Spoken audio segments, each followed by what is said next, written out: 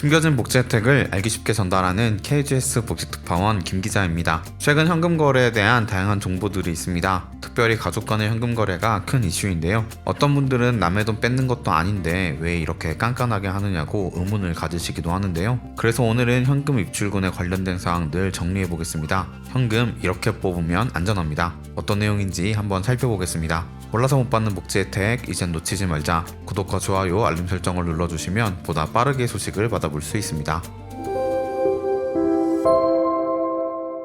카드 사용은 사용처가 분명한 반면 현금은 그렇지 않아서 정부가 깊게 들여다보는 것으로 알고 계신데요. 사실 현금 출금은 그 자체로 문제가 되지는 않습니다. 만약 거액의 돈을 출금하시고 그대로 다 소비를 하셨다면 세금 문제가 생기지는 않습니다. 내가 번 돈 내가 출금해서 쓰는 것이기 때문에 문제가 될 것이 없습니다. 따라서 현금 출금만으로 세무조사 대상이 될 확률은 그리 높지 않습니다. 문제는 그렇게 뽑은 현금을 어디에 쓰는지가 중요한 것입니다. 만약 큰 돈을 가지고 증여세를 안 내고 증여를 한다거나 신고되지 않은 소득을 입금한다면 문제가 될 수 있습니다. 따라서 현금 출금, 가족 간의 계좌이체 자체가 문제가 되는 것이 아닌 다른 문제들과 연결되어서 조사가 진행된다고 알고 계시면 좋겠습니다. 만약 몰래 받은 현금으로 부동산을 취득한다거나 사업자의 통장에 원인 모를 현금이 계속 반복적으로 입금이 된다면 조사를 받을 가능성이 높아지는 것입니다. 정리해보면 현금이 출금되는 것보다 현금이 사용되는 시점이나 현금이 계좌에 입금되는 시점에 문제가 생기게 될 확률이 높은 것입니다. 실제로 어떤 분은 사업자 통장에 매일매일 입금된 현금으로 인해 세금 7억 원을 내기도 하셨다는데요. 이분은 고급 주택에 보증금 9억에 상당한 금액의 월세를 내고 살고 계셨습니다. 이분이 세금 폭탄을 맞게 된 이유는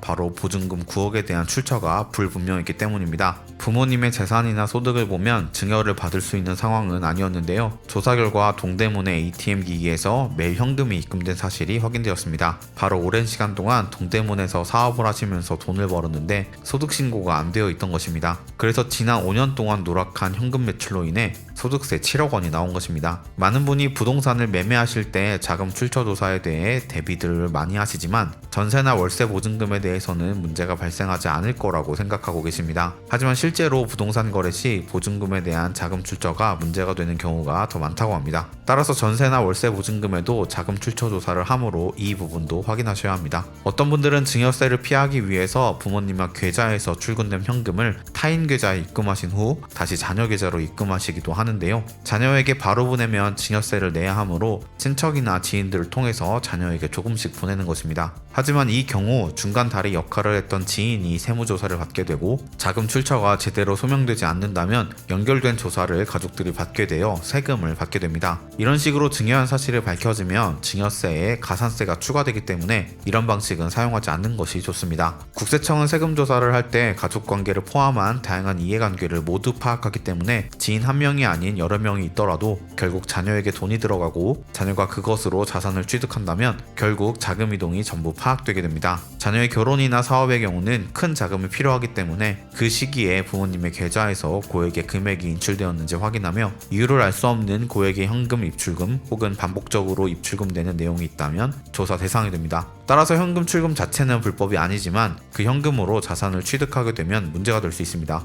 그 과정에서 자신의 계좌를 이용하든 다른 사람의 계좌를 이용하든 방법은 중요하지 않고 자산을 취득했다는 사실 자체가 중요하니 편법은 중요하지 않습니다. 추정 상속재산에 속하지 않으면 현금 출금액은 금액의 크기와 상관없이 문제가 되지 않습니다. 결국 몰래 받은 현금으로 흔적 없는 소비는 가능해도 흔적 없는 재산 취득은 불가능하다는 것 기억하시면 좋겠습니다. 오늘은 현금 사용에 대한 이야기들을 나누어 보았는데요. 현금으로 고액의 자산을 취득한다면 자금 출처를 소명해야 한다는 사실만 기억하시면 좋겠습니다. 놓친 혜택이 없도록 숨겨진 정보를 찾아 나서는 복지특파원 저 김기자가 앞으로도 도움되는 소식 전달해 드리도록 하겠습니다. 채널 구독과 좋아요, 알림 설정 부탁드리며 더 좋은 정보로 찾아뵙겠습니다. 지금까지 KGS 복지특파원 김기자였습니다.